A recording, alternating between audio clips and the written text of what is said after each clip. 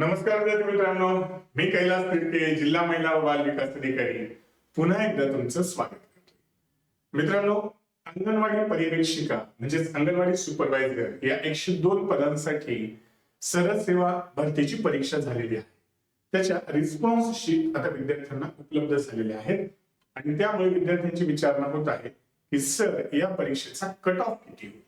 तर या व्हिडिओमध्ये आपण या परीक्षेचा कट ऑफ किती येणार आहे त्याविषयीची माहिती पाहणार आहोत. तर मित्रांनो, ही जी परीक्षा होती ती 100 प्रश्नांची परीक्षा होती. प्रत्येक प्रश्नाला 2 गुण होते, म्हणजे 200 गुणांची ही परीक्षा होती. या परीक्षेचा मोठा सस्पेन्स काय होता की या परीक्षा निगेटिव्ह लागू आहे की नाही हे विद्यार्थ्यांना परीक्षेच्या आदल्या दिवसापर्यंत माहिती नव्हतं. आणि अचानक आदल्या दिवशी एक मोठा बॉम्ब टाकण्यात आला आणि सांगण्यात आलं की या परीक्षेला निगेटिव्ह आहे. मग बऱ्याचशा विद्यार्थिनींनी सुरू केलं बोट मोडायला की आमच्याच बाबतीत असं काय होतं, माझंच नशीब असं कसं. पण काही विद्यार्थिनी त्या परिस्थितीमध्ये सुद्धा शांत होत्या आणि त्यांच्या डोक्यात एवढं पक्क होतं की संघर्ष आपल्या वाट्याला आलाय तर आपल्याला यश सुद्धा मिळेल, आणि म्हणून त्यांनी शांतपणे पेपर सोडवला आणि त्यांना चांगले त्यांचे प्रश्न आलेले आहेत. तर एकूणच किती प्रश्न बरोबर आल्यानंतर त्यांचा रिझल्ट येऊ शकतो, तर माझ्या प्रेडिक्शन नुसार मी तुम्हाला सांगतो. तर सर्वात प्रथम जनरल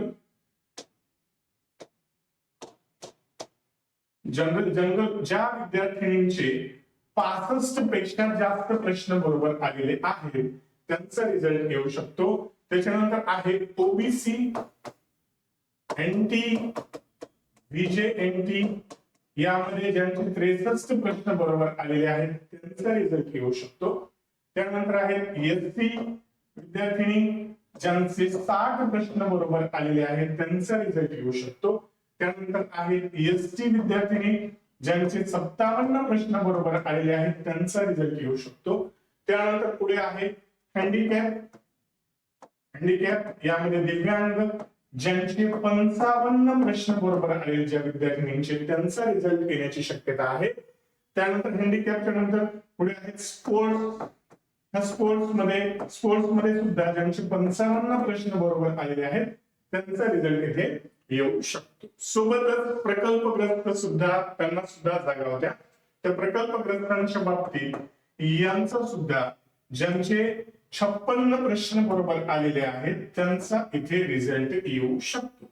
तर ही शक्यता आहे. बऱ्याच जणांचं म्हणणं आहे की सर, नॉर्मलायझेशनचा काही परिणाम होईल का? तर परिणाम निश्चितच होईल. कमी जास्त मध्ये आपण मागच्या परीक्षांमध्ये पाहिले की कधी कधी रिझल्ट हा हाय लागलेला आहे, कधी कधी रिझल्ट हा लो लागलेला आहे. मग हा नॉर्मलायझेशनचा विचार करून याप्रमाणे कट ऑफ राहील असं माझं प्रेडिक्शन आहे. तर ज्या विद्यार्थिनींना असे त्यांचे प्रश्न बरोबर आलेले आहेत त्यांनी होप्स ठेवा, पण ज्यांचे आलेले नाहीत त्यांनी नाराज होऊ नका, कारण ही जी जाहिरात होती ती शहरी अंगणवाडी सुपरवायझर साठी होती. यानंतर जाहिरात येणार आहे ग्रामीण अंगणवाडी सेविका, ग्रामीण भागातील अंगणवाडी सेविका, अंगणवाडी सुपरवायझर, आणि अभ्यासक्रम तोच राहणार. त्यामुळे तुमची तयारी ही अशीच सुरू ठेवा.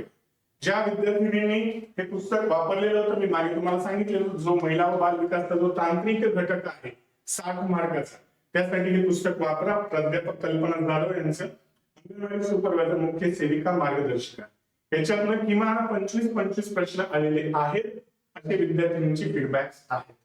तुम्हालाही जर हे पुस्तक हवं असेल तर या फोनवर संपर्क करा, तुम्हाला पुस्तक ते कुरिअर करून दिलं जाईल. 93 73 19 58 24.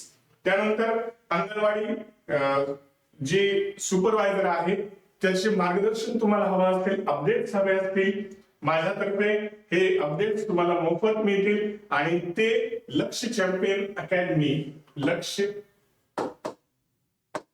चॅम्पियन्स अकॅडमी या ऍपवर तुम्हाला अपडेट्स मिळतील. सोबतच माझं विविध विषयांवर मार्गदर्शन हे तुम्हाला मिळेल. या ऍपची लिंक मी खाली डिस्क्रिप्शन बॉक्स मध्ये टाकलेली आहे. त्यामुळे तुम्ही ही जी तयारी आहे ती तयारी अशीच सुरू ठेवा, कारण ग्रामीण भागाची सुद्धा 102 पदांपेक्षा जास्त पदांची जाहिरात येणार आहे. अभ्यास असाच चालू ठेवा.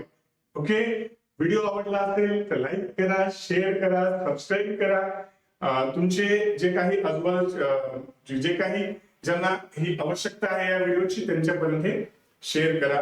तर विद्यार्थिनींनो, ज्यांना कमी मार्क्स पडले त्यांनी नाराज होऊ नका, कारण आपल्याला तोपर्यंत थांबायचं नाहीये जोपर्यंत आपल्याला यश मिळणार नाही. शर्यत अजून संपलेली नाही, कारण अजून मी जिंकलेली नाही.